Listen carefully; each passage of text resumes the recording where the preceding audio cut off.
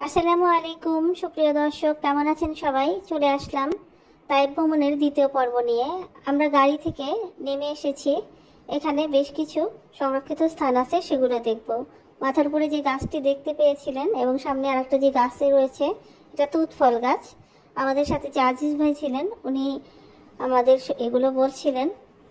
সামনেই রয়েছে খুব ছোট পরিসরে কিছু দোকান, এখানে বিভিন্ন ফল বিক্রি করছিলেন, দেখে ভালো লাগছিল।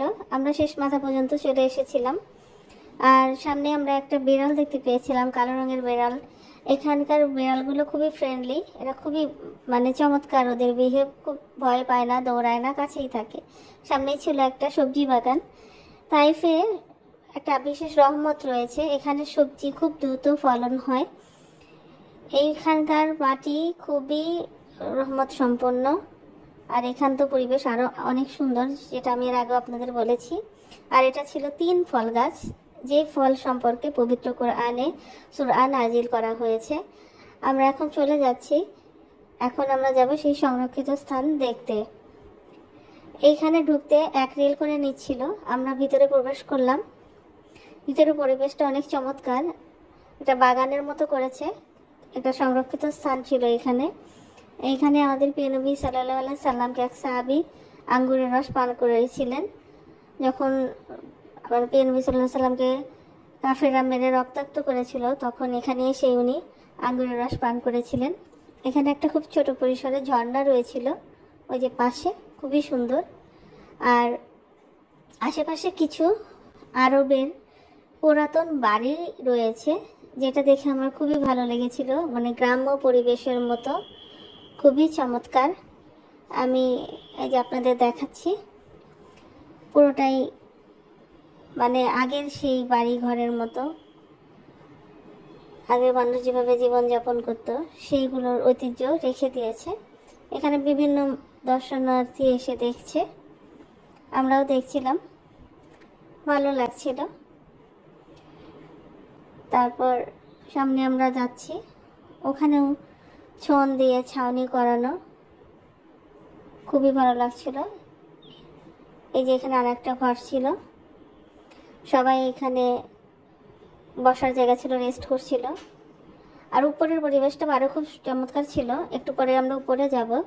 এখানকার পানির ঝর্ণাটা খুবই সুন্দর ছিল, অনেকেই ছবি তুলছিল, পানি ধরছিল, কিন্তু এখানে উপরে লেখা ছিল যে টাচ করা নিষেধ। আমরা উপরে যাচ্ছি। উপরের পরিবেশটাও অনেক সুন্দর, উপর থেকে ভিউটা খুবই চমৎকার, আমাদের খুবই ভালো লেগেছিল। আমরা যাচ্ছি উপরে, পুরো ভিউটা আমি এখন আপনাদের দেখাবো উপর থেকে।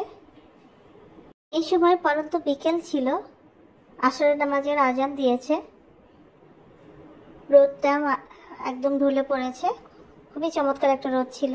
আর শীতকাল যেহেতু ছিল, এখানকার পরিবেশ আরও ঠান্ডা ছিল। আমি দেখেন আশেপাশের পরিবেশ দেখাচ্ছি। এখানকার আকাশটা একটু বেশি নীল আমার কাছে মনে হচ্ছিল, আর পরিবেশও খুব চমৎকার ছিল। এখন আমরা আজিজ ভাইয়ের কাছ থেকে এই স্থানটি সম্পর্কে শুনবো। তাইফ শহর আর কি, মসজিদে আদ্দাস এখানে। হ্যাঁ, এখানে কি হয়েছিল? যখন ওখানে পাথর মেরে রক্তাক্ত করেছিল, জি, তারপরে এখানে এসে আঙ্গুরের জুস খাওয়াইছিল আর কি। আলহামদুলিল্লাহ। তারপরে সেই সাহাবী ছিল কাফের, পরে ইসলাম ধর্ম গ্রহণ করেন। আলহামদুলিল্লাহ। তারপর এই স্মৃতি শুরু, এখানে তার স্মৃতি সবকিছু আছে বিচারণ। পাশে একটা আঙ্গুর বাগান আগে ছিল, কিন্তু এখন তো আর নাই, কিন্তু জায়গা আছে। এই সব ঠিক আছে ভাইয়া, ধন্যবাদ।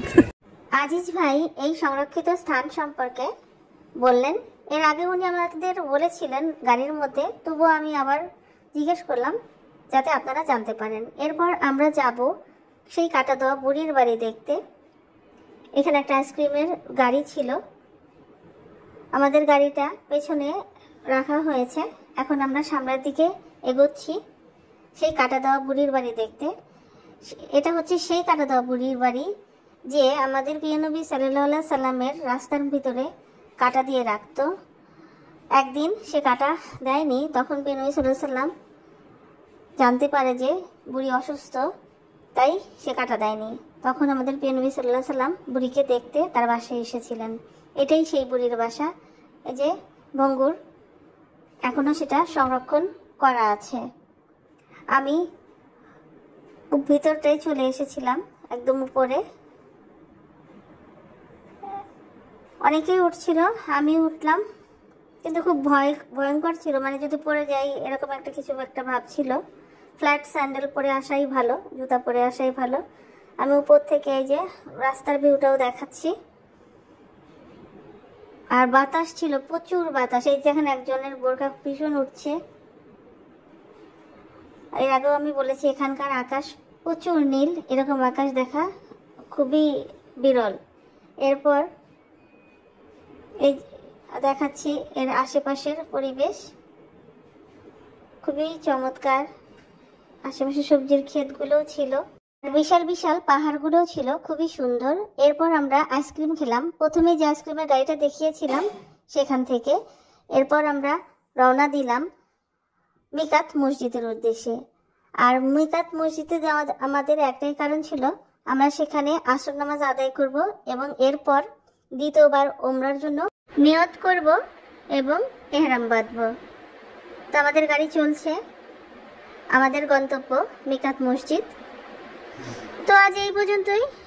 সবাই ভালো থাকবেন, সুস্থ থাকবেন। আবার দেখা হবে নতুন কোনো ভিডিওতে। আল্লাহ হাফেজ।